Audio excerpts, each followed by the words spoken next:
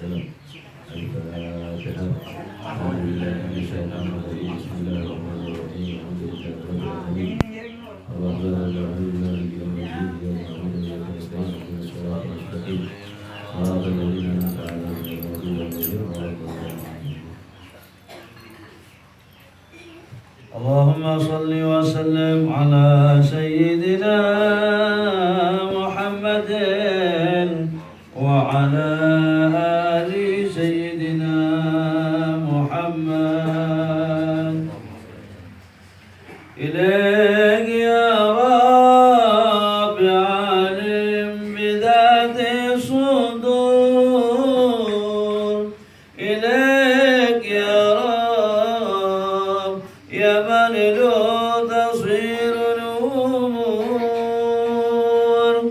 إليك يا ربنا أنت العفو الغفور. إليك مثل الكسال مختار بدر البدور. محمد الطهر ذي نور طمسك نور. وبالرضي الذي يسقي شراب الطهور. غدا من الحوض يوم البيت يوم النشور. وببنات المصطفى زهرا البتول الصبور. وبالحسن ذي زين في ملوك دار الغرور. وبالحسين الذي غدر بغل الفجور. شهد بالطاف بايش بالرضا والسرور. وراقتي له يدعو بالأضب الثبور. نسألك بأهل الكساء يا رب تكفي الشرور. وانزل لنا الغيث يسقي النخل يسقي الذبور. تحيا به الأرض يروي الجدب يروي الدثور. ووفق الحي منا وارحم أهل القبور. ووفق الحي منا وارحم أهل القبور. ثم توصلوا على حماد يا جميل حضور. وسلموا كل من قمري سجى في الوقور. وكل مسار حد قصيد طيبة يزور. والحمد لله رب العالمين. بسم الله الرحمن الرحيم. السلام عليكم ورحمة الله وبركاته. وعليكم السلام ورحمة الله وبركاته. الحمد لله. الحمد لله الذي يكتف إذا شاء في قلوب المريدين لوعة الإرادة ويزعجهم إلى سلوك سبيل السعادة التي هي الإيمان والإبادة ومحو كل رسم وعادة. اللهم صل وسلم على سيدنا محمد سيد أهل السيادة وعلى آله وأصحابه السادات القادة. أما بعد. أيها المحترمون, para alim ulama, para masyayikh, para asatid,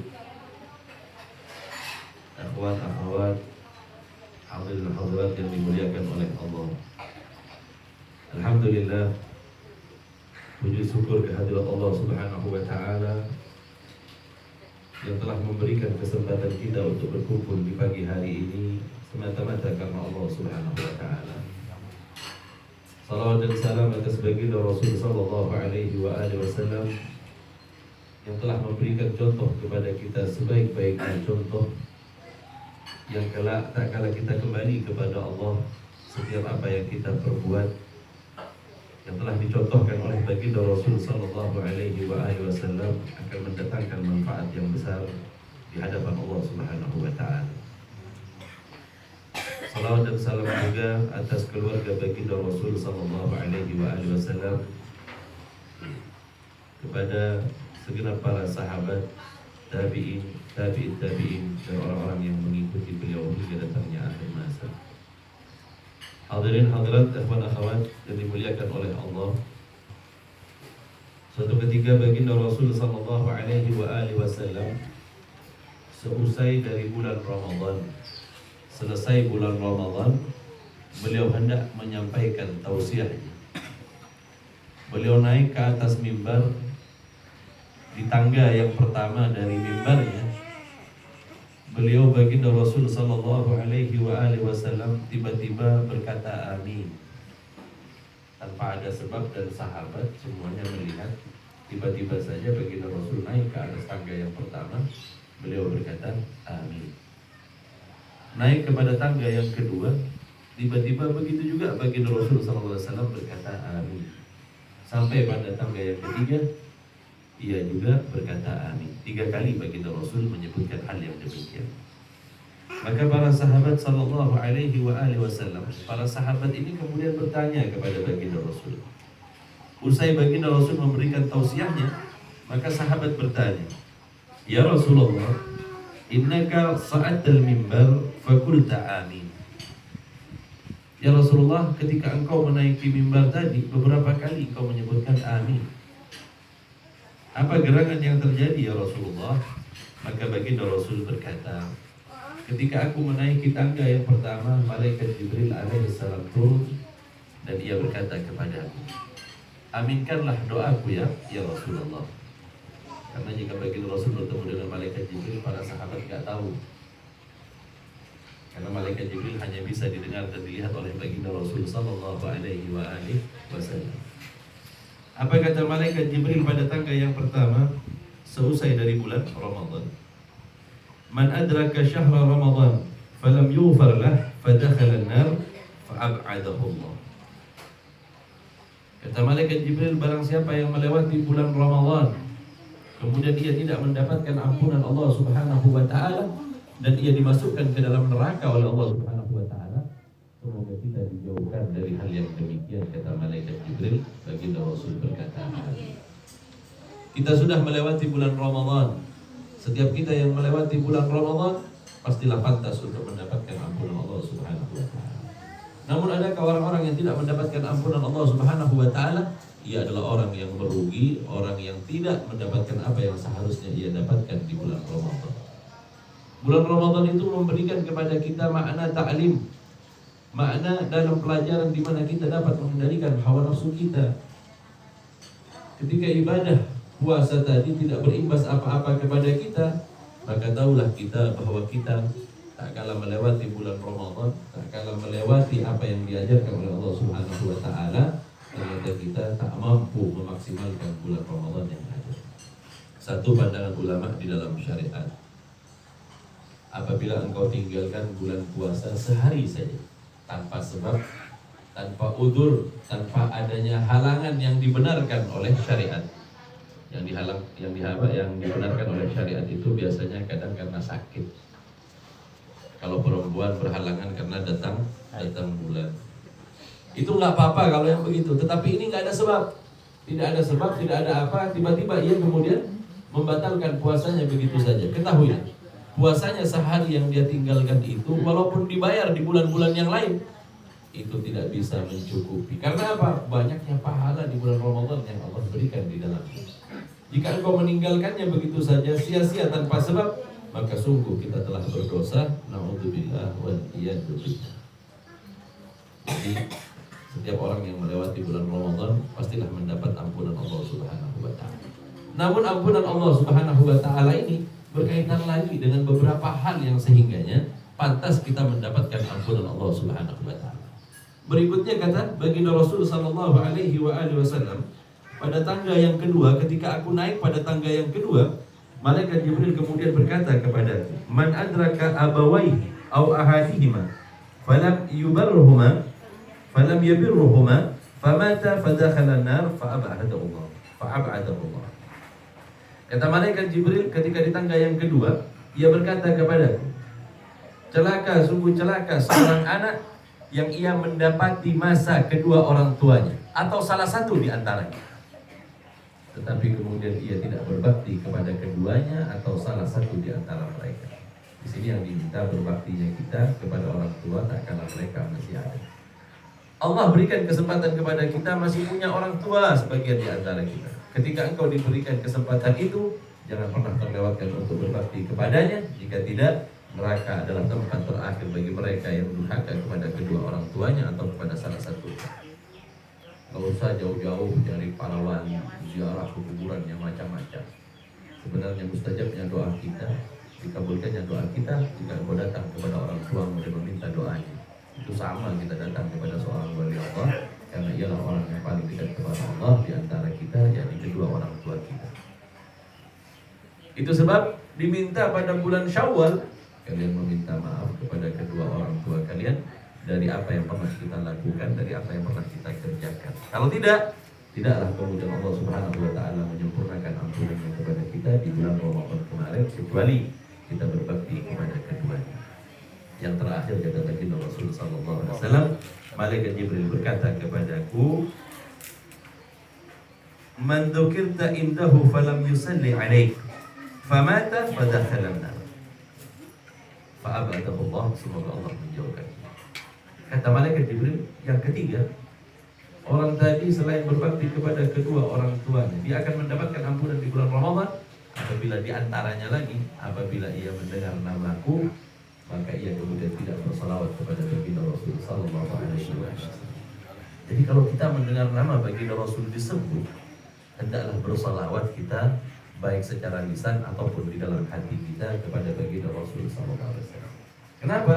Karena baginda Rasul adalah pembuka pintu rahmat Allah, yang karenanya lah kemudian setiap ampunan Allah Subhanahu wa taala biasanya berkaitan dengan baginda Rasul. Karena apa? Karena baginda Rasul lah yang mengajarkan tentang agama kita ini. Naudzubillah wa a'udzubillah, jika disebut nama baginda Rasul kemudian sedikit pun di dalam hatinya tak tergerak untuk menyebutkan salawat kepada baginda Rasul sallallahu alaihi wasallam. Kejadian malaikat Jibril ini datang kepada baginda Rasul tepatnya pada bulan Syawal seusai melakukan puasa selama sebulan. Kalau kita bacalah di dalam Al-Quran, Allah Subhanahu wa taala berfirman, "Kutiba alaikumusiyam kama kutiba alal ladzina min qablikum la'allakum tattaqun." Telah diwajibkan kepada kalian puasa sebagaimana telah diwajibkan kepada orang-orang sebelum kita. La'allakum tattaqun, agar kita bertakwa. Puasa itu menambah ketakwaan kita. Takwa itu takut kepada Allah Subhanahu wa taala, menjalankan perintah dan menjauhi larangan Allah Subhanahu wa taala. Orang yang bertakwa selepas bulan Ramadan itu memiliki beberapa tanda. Apa tanda yang pertama? Di dalam Al-Quran disebutkan alladzina yunfiquna fis sarra'i wat dharra. Di antaranya tanda orang bertakwa itu dia mau bersedekah walau dalam keadaan senang dan susah. Oh, kalau sedekah dalam keadaan senang itu siapa saja bisa, punya lebih rezeki bisa. Tetapi di waktu kita sedekah dalam keadaan susah, berat deh. Memang, karena tanda orang yang beriman itu ketika ia mampu mengeluarkan sedekah di saat dia juga dalam keadaan susah. Namanya susah ini repot kita mau mengeluarkan uang kita. Karena di situ kalimatnya infaklah, bukan sedekah. Lain sedekah, lain infak. Kalau sedekah apa? Sedekah itu banyak. Engkau singkirkan sesuatu yang mengganggu di jalan orang, sedekah. Nasihat yang baik, sedekah. Senyummu kepada seorang mukmin, tabassumuka fi wajhil mu'min, ibadah. Di dalam riwayat yang lain disebutkan sedekah. Tersenyummu kepada saudaramu seorang muslim atau seorang mukmin, sedekah. Ada orang yang mengemis lah ke rumah kita, datang kemudian kita sedekahnya Pak, senyumi aja cukup, karena dia minta sedekah. Tetapi berbeda ketika dia minta infak. Kalau infak harus harta yang bisa kemudian berharga untuk ditukar menjadi bahan makanan buat dia. Di situ disebutkan alladzina yunfikuna, mereka orang-orang yang menginfakkan harta mereka dalam keadaan suka dan susah. Kalau suka enak aja kita, lagi senang, gampang kita mengeluarkan. Karena apa? Emang hati kita lagi senang. Tapi kalau sudah lagi susah, nah di sini kadar keimanan kita diuji oleh Allah Subhanahu wa Ta'ala. Dulu baginda Rasul menjadi contoh yang sempurna bagi kita. Datang satu orang kepada baginda Rasul, kemudian ia berkata, ya Rasulullah, berinfaklah kepada. Baginda Rasul mengeluarkan segala sesuatunya yang ada di dalam kantong, diberikan. Karena begitulah seorang nabi, gak pernah risau dengan urusan besok hari, gampang. Namun kita kan sebulan ke depan sudah ada lah. Beras cukup, ini cukup, semuanya cukup. Baginda Rasul tidak seperti kita.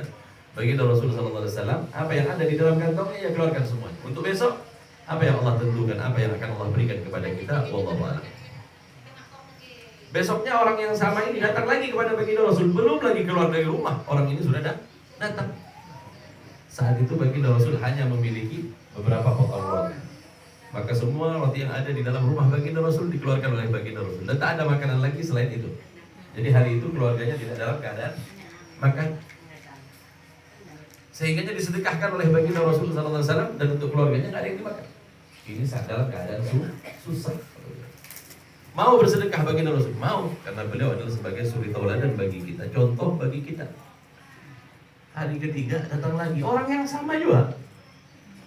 Ya Rasulullah, berinfaklah kepada.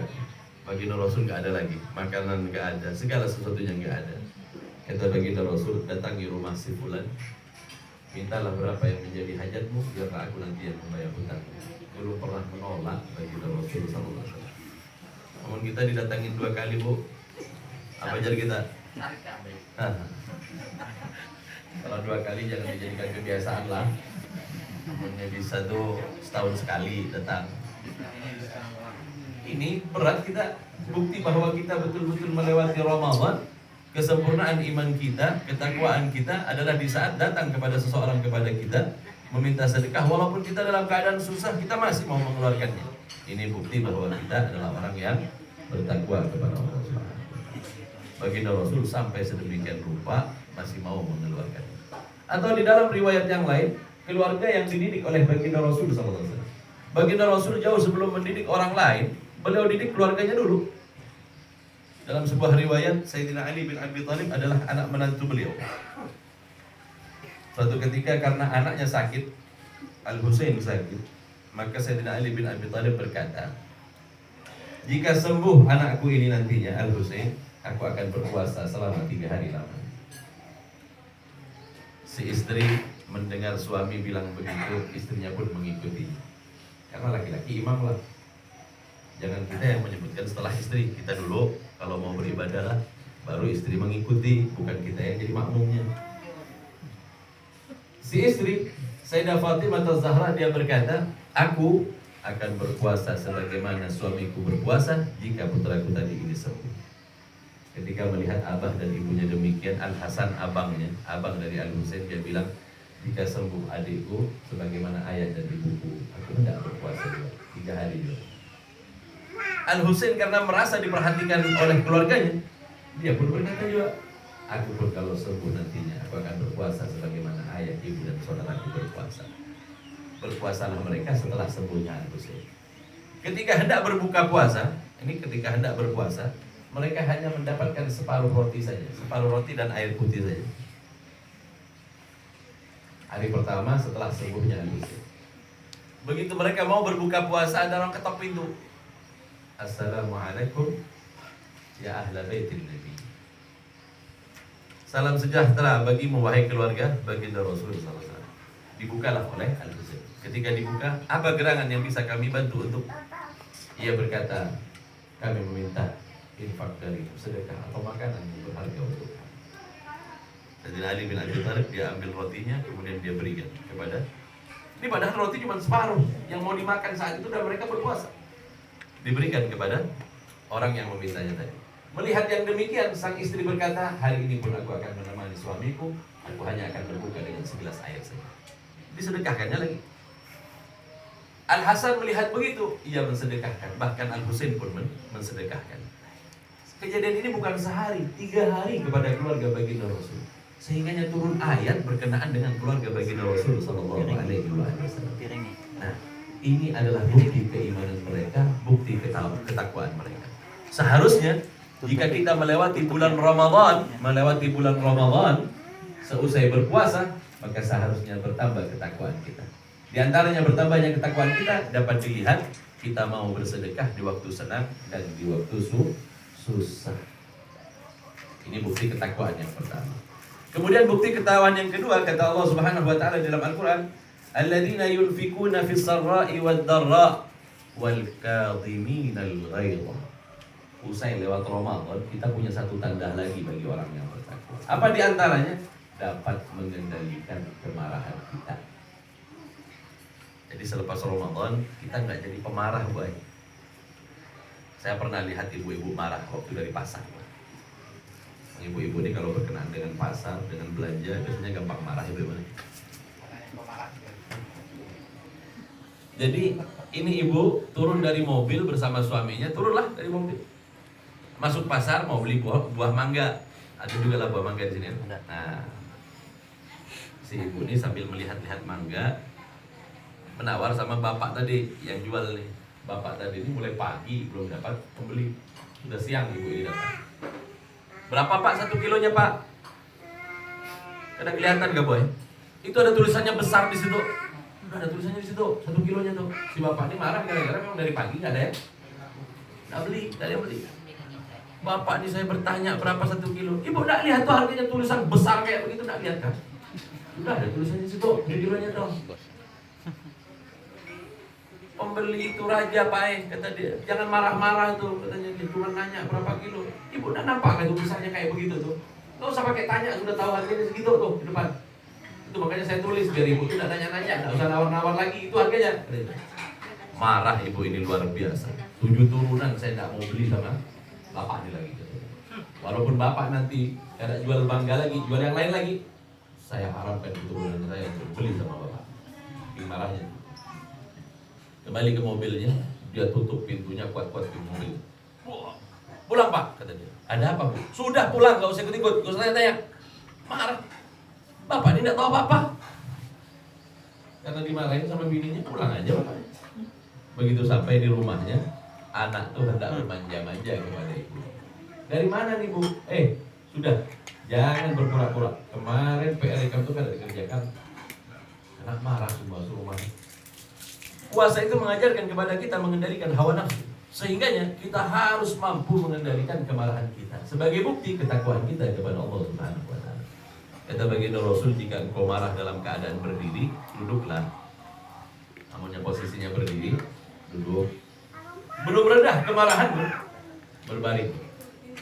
Jika berbaring juga nggak bisa menghentikan kemarahanmu, bawalah wudhu, minumlah, atau kalau tidak mandilah, tahan amarah itu.